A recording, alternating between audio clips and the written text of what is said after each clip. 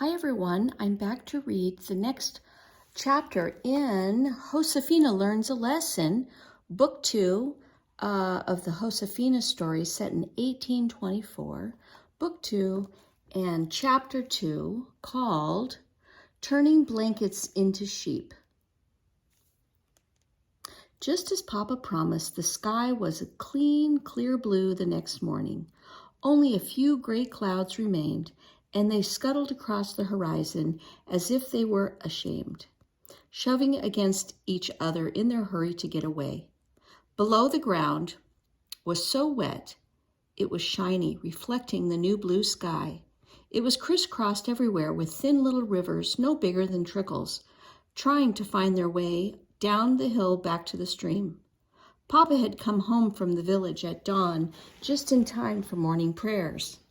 As she knelt in front of the altar in the family sala, Josefina had thanked God for Papa's safe return. Now the family was gathering in the kitchen for breakfast. Josefina was helping Clara and Carmen, the cook, make tortillas. Anna was rocking her younger boy in the cradle that swung gently from the ceiling, and Francisca was grinding corn. She would put a handful of dried corn on the flat metate stone and rub back and forth with a smaller mano stone until the corn was ground into coarse flour.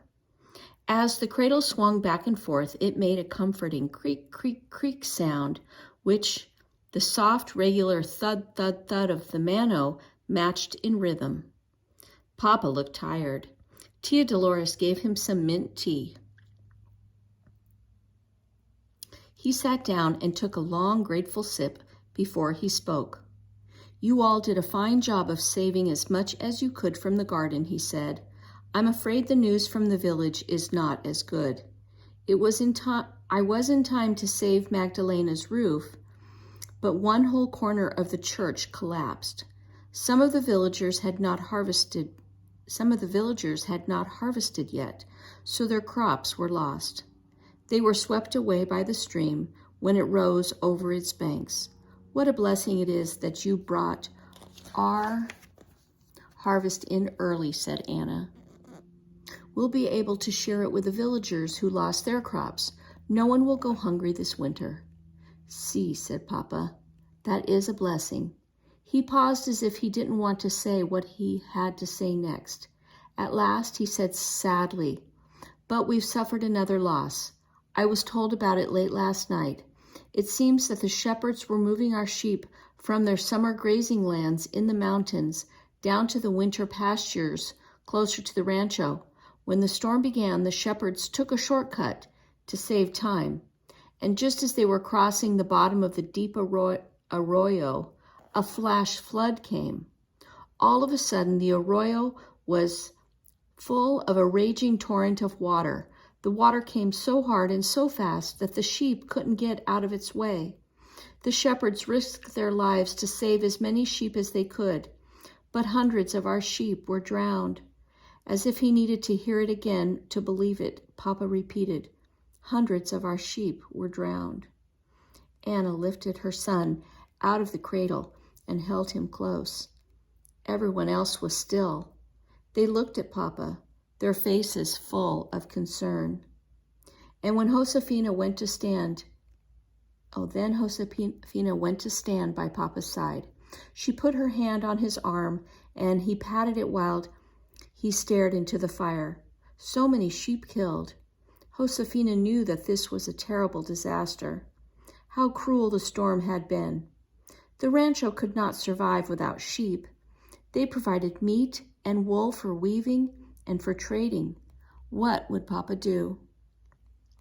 Papa's voice was heavy with discouragement.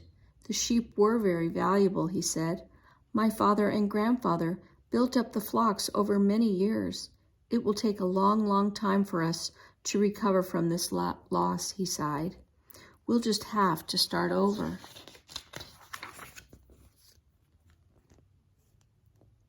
"I'll have to trade the mules I was raising. I have nothing else to trade. I'll have to use the mules to get new sheep so that we can increase our flocks again." "Perhaps not," said Tia Dolores. She'd been so quiet they'd almost forgotten she was there. Now she spoke to Papa respectfully but firmly. "Forgive me for speaking, but perhaps it won't be necessary to trade the mules.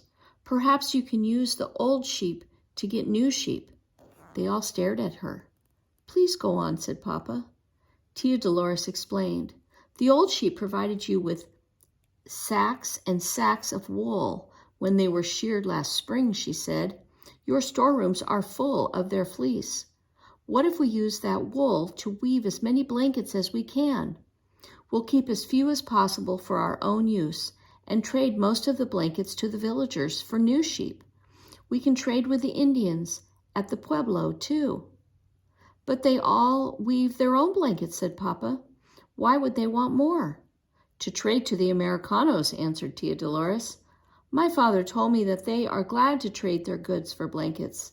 They value the blankets for their warmth and strength and beauty." "I don't understand," said Francisca. "Who will do all this weaving that you talk about?" Tia Dolores smiled. "We will," she said. "You and your sisters and I. The household servants will weave, and any workers on the rancho who are able." Josefina saw that Francisca wasn't pleased with this answer, and Clara and Anna looked unsure. But Papa seemed to be giving the idea grave consideration. "Trading blankets for sheep," he said thoughtfully. "Perhaps it would be good for both sides. Our neighbors would help us by giving us the sheep we need, and we would help them by weaving blankets they can trade for goods that they need." "See," said Tia Dolores simply. Anna nudged Josefina with her elbow and raised her eyebrows. None of the sisters had ever heard Papa discuss business with a woman before. He was the patron, the head of the rancho, and the head of their family. He had never discussed business with Mama, but Papa didn't seem to be offended by Tia Dolores's forwardness. Still, Josefina was not sure if it was proper for Tia Dolores to have such a conversation with him. Josefina knew she was her sister. Josefina knew she and her sisters would sit quietly. They all knew it wasn't their place to speak. All except Francisca, of course. "But Tia Dolores," Francisca protested, "I don't see how we can weave any more than we already do. We hardly have time to do all of our household chores as it is." "We'll get up earlier," said Tia Dolores briskly. "If all 4 of you help." "Josefina can't help," said Francisca. "She doesn't know how to weave." Anna nodded, and even Clara agreed with Francisca for once. "That's true," Clara said. "Mama never taught her, because Josefina was too small. She's still too small to work the big loom." "My servant Teresita weaves on a smaller loom that hangs from the ceiling," said Tia Dolores. "I'm sure she'd be willing to teach Josefina to weave on one like it. And I'm sure Josefina is big enough to do it. Josefina can help." Josefina saw Papa looking at her. His smile said that he loved her even if he wasn't sure she could be of help with the weaving. With all her heart, Josefina wanted to please Papa. She could tell that Tia Dolores's idea had caught his interest and given him a little hope. She didn't want her sister's doubts to discourage Papa or Tia Dolores, and so she spoke up with spirit. "I'd like to learn to use the small loom," she said. "And anyway, I can help wash and card and spin the wool for the big loom. I know where to find the plants we use to make dye to color the wool, and Mama always used to say that I was good at untangling knots." Papa laughed out loud. His laugh was sudden, unexpected, wonderful sound. "Well," he said to Tia Dolores, "if all of your weavers are as eager as my little Josefina, you'll turn that wool into blankets and the blankets into sheep in no time. I think we should give your plan a try." Tia Dolores was very pleased. "We will pray for God's help," she said, as she put his gifts to good use. "Won't we, girls?" Her smile was so happy, so full of energy and encouragement, that all the sisters had to smile back and say, "Sí," even Francisca. That very afternoon, Tia Dolores brought Josefina to Teresita. "Will you teach Josefina to weave?" she asked. Teresita was working at a loom that hung near one wall and stretched from ceiling to floor. She looked at Josefina and then she smiled. Teresita's smile seemed to use her whole face because her eyes were surrounded by wrinkles of good humor. "See," she said. "Gracias," said Tia Dolores. "You might as well begin right now. As I always say, the saints cry over lost time." She left and Teresita watched her go with a twinkle in her eye. Josefina could tell that she and Teresita were thinking the same thing, that Tia Dolores gave the saints very little reason to cry. She never wasted time. Josefina sat down next to Teresita and watched her weave. After a little while, Josefina said, "How did you learn to weave?" Teresita's voice was unhurried as she answered, "Before I came here with your Tia Dolores, I was a servant in your abuelito's house in Santa Fe," she said. "But when I was a little girl, I lived with my people, the Navajos. My mama taught me to weave on a loom like this. I've never forgotten, even though I was captured by enemies of the Navajos when I was about your age and taken from my family." Josefina knew that the Navajo Indians lived in the mountains and deserts far to the west. "Did you ever see your mama again?" she asked Teresita. "No," said Teresita. Did you miss her?" asked Josefina. "Sí," said Teresita. Her dark eyes met Josefina's. "You and I are alike in that way, aren't we?" she said. "We both lost mamas at a young age." Josefina nodded. "I am sure you remember the things your mama taught you," said Teresita. Josefina nodded again. "Oh, sí," she said. "My sisters and I try very hard to remember her lessons and stories and songs." "Good," said Teresita. She was quiet for a long moment, and with a light touch she ran her hand across the loom. Then she said, "Here is a story my mama told me. When the world was new, Spider-Woman taught the Navajos to weave on a loom like this one. The upper cross piece is the sky bar. The lower cross piece is the earth bar. And this stick, which goes between the strands of yarn, is a sunbeam. I'll show you how it works." Josefina watched. The loom looked like a tall harp. Long, taut strands of wool yarn connected the sky bar to the earth bar, and the sunbeam stick held the strands apart. It made space between the strands so that Teresita could weave another piece of wool through them. And when she had woven the wool through all the long strands, Teresita pulled the wool gently, pushing it down into place, then turned it and wove it back in the other direction.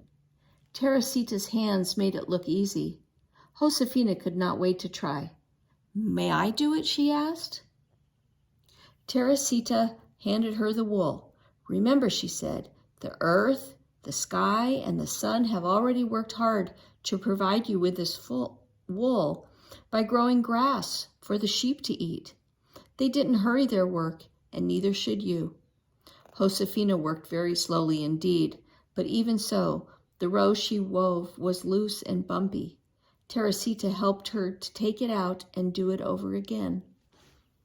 Josefina was weaving a straight row that was a pale gray color, but the part of the blanket that Teresita had woven had a lovely pattern of stripes and zigzag lines and diamond shapes and triangles on it. The dark blue zigzags reminded Josefina of the mountains that surrounded the rancho, and the creamy white zigzags just above them looked like snow that capped the mountains.